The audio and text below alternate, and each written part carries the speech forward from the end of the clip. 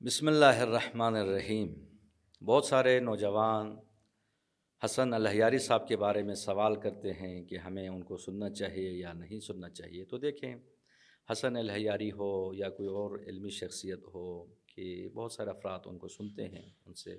استفادہ کرتے ہیں۔ تو ایسی شخصیات میں کچھ چیزیں مثبت ہوتی ہیں اور کچھ چیزیں منفی ہوتی ہیں، ہمیں دونوں چیزوں کو مد نظر رکھنے کی ضرورت ہے۔ حسن الحیاری میں بھی کچھ اچھی چیزیں ہیں، مثلاً وہ فن مناظرہ جانتے ہیں، مناظرے کے فن سے وہ آگاہ ہے۔ حال ہی میں آپ دیکھیں، ایک ملحد اویس اقبال نامی ملحد سے جو انہوں نے مناظرہ کیا، اور واقعاً کہ اس ملحد کا اس نے منہ بند کرایا، تو یہ دو چیزوں کی علامت ہے۔ ایک تو فن مناظرہ سے واقف ہیں اور اس موضوع پہ بھی ان کو دسترس حاصل ہے۔ اور اسی طریقے سے دوسری جو چیز ہے جو کم لوگوں میں ہوتی ہے، وہ یہ ہے کہ بہت ساری زبانیں وہ جانتے ہیں، مثلا عربی میں بہترین گفتگو کر سکتے ہیں،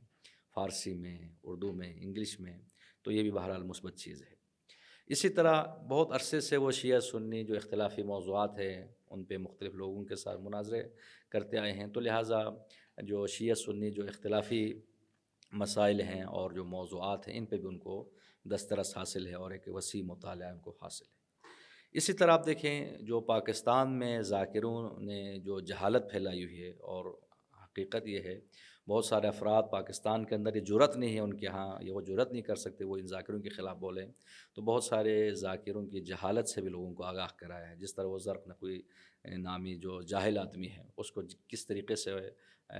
حسن الحیاری صاحب نے لوگوں کے سامنے رسوا کیا، کہا کہ میرے سامنے قرآن کے ایک صفحہ پڑھ کے تو دکھاؤ، لیکن وہ قرآن نہیں پڑھ سکا۔ اسی طریقے سے دیکھیں، کچھ ایسے موضوعات ہیں پاکستان کے اندر جن پہ علماء بھی گفتگو نہیں کر سکتے، مثلا شہزادی کی شادی کا جو مسئلہ ہے،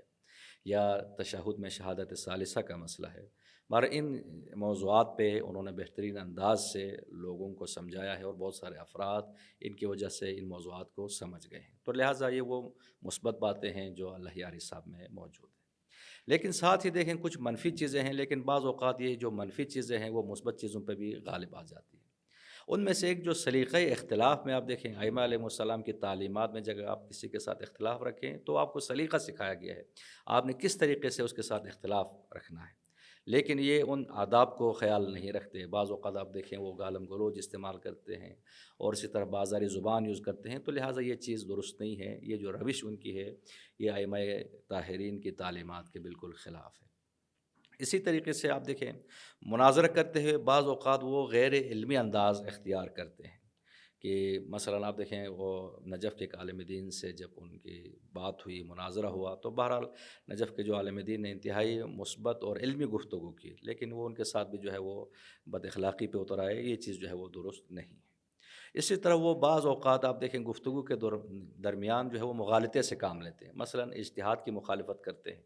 لیکن خود اجتہاد کرتے ہیں، یعنی ابھی بہت ساری جو باتیں وہ کرتے ہیں، لوگ ان سے سوال پوچھتے ہیں، تو ظاہر ہے وہ روایت تو پیش نہیں کرتے، وہ روایات سے جو کچھ انہوں نے سمجھ لیا ہے، روایات سے، قرآنی آیات سے، وہ لوگوں کو بیان کرتے ہیں۔ یہی در حقیقت جو ہے وہ اجتہاد ہے، یعنی اگر وہ خود اجتہاد کریں تو جائز ہے، لیکن یہ اجتہاد اگر فقہا کریں تو وہ ان کی مخالفت کرتے ہیں۔